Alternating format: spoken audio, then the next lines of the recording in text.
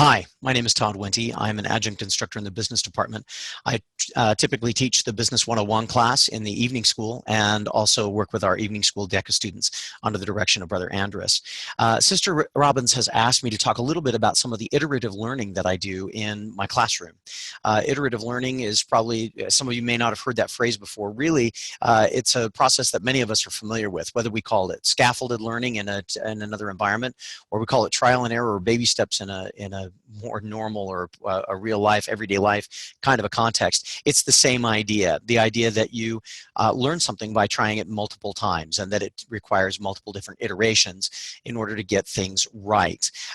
It's something that we use intuitively, many of us in our careers, and have done for many, many years. But for many of our students, it's a little bit tricky for them to learn how to use it in an educational or an academic setting.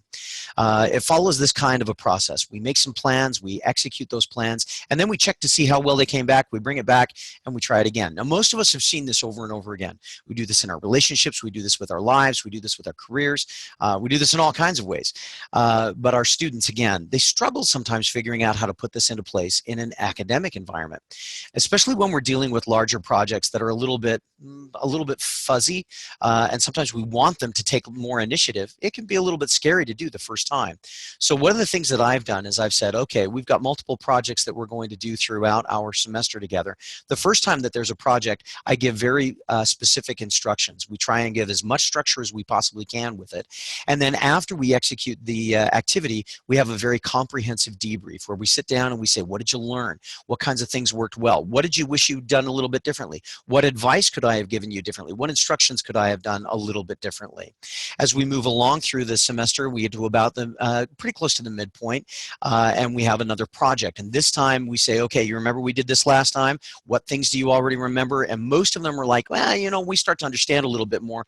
We pull some of the scaffolding away. We give them a little bit more freedom to run it on their own. Again, after it's over, we do an extensive debrief so that we can make sure that any of the lessons that they learned along the way are captured, remembered, retained, and that they've got some kind of a tool to use them for in the future. By the time we get to the final activity for the semester, I can just say, hey, we've got this activity. What things do you need to remember to take care of? And in most cases, they say, you know what, we've got this, we know what we're doing, and with very little help from me, they can run forward. This kind of iterative process allows me to give very, very clear instructions early on in the process and then pull back away and give them more and more freedom to try different kinds of things and to be responsible for figuring out what directions they want to go. It can work very well. It has worked very well with some groups. Some groups struggle a little bit more. Like with all things, everybody is a little bit different.